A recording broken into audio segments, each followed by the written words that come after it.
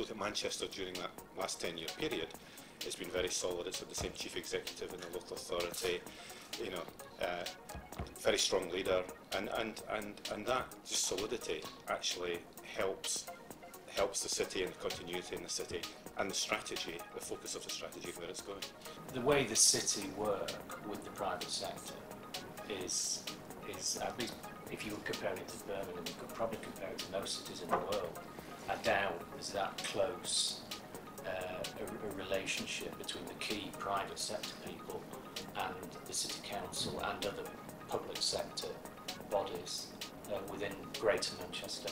So I think that makes a huge difference, and you can see that change, isn't it? We became a can-do city. Yeah.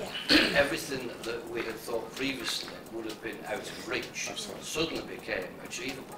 You know, a velodrome, which actually started off as a fairly poor project, but has become a fantastic world-class facility.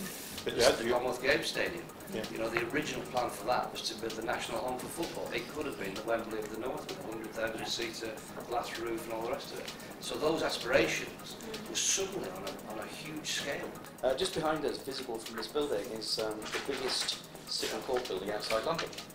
If you analyse it properly, it may be the biggest civil court building, because when London does things apart from pure civil work. It's got space for expansion. It's clearly intended to be a huge regional centre. There is no equivalent anywhere else in the country apart from London. That's a good way, I thought, of increasing the legal business in this region. I find, as a Londoner, once you actually drag somebody from the south and they get here and they walk round, the city sells itself, you know. It's very easy, and we have so many of virtually all of our inward investment projects are great successes. They're growing, and they love coming out and talking to other people and telling them about their experiences here. They're, you know, to a man and woman, they haven't had bad experiences. They find employment easy, they find the right site, they find the right people. So that's great for us. That makes the city very easy to sell. But I was actually going to pick up on the point about us being a very cosmopolitan European city. We've just recently commissioned some work around graduate stats and international students and foreign nationals, which are quite difficult to get hold of. And we were surprised, actually, about the depth and breadth that's here in Greater Manchester. And I realise that's something we've got to go out and sell yet more. And we're seeing very global, international projects looking to us, competing against Eastern Europe or Western Europe because of the language skill, the graduate skill here. So Manchester University's got the most international students of any university in the UK. We've got very high numbers of foreign nationals because we've had such a large international airport for so long. Go anywhere in the world and people have heard of Manchester United, they've heard of the airport, they've heard of Manchester University.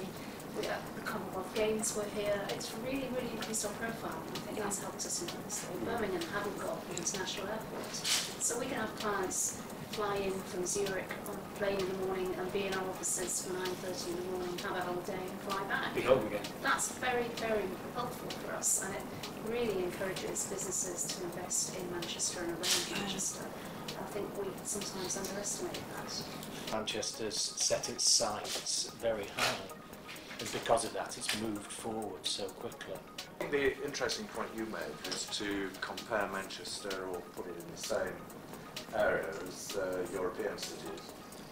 One of the things from a legal perspective which I think is interesting is that if you look at the southeast rather than London, take the city of London as well, you've probably got about 35,000 lawyers in that area. And if you're then looking at the area which has the next most number of lawyers, it's here. It's in Manchester and in the northwest. Then undoubtedly the bomb had an effect, and nobody wants to credit terrorists with anything. But the reality is that the building, the generation that came after that, and then how Bernstein's driving that forward, that rebuilding program, I think has been the catalyst of what we see in the city today. I think it's been aspirational. I mean, something that struck me in the change in Manchester is that it's become aspirational about the things you're talking about in terms of culture, in terms of sport. They're striving to be the best. You've got world-class sporting facilities here. You know, the Olympic team cycling were here, something we should be very proud of. Hotels, these developments like Spinningfield.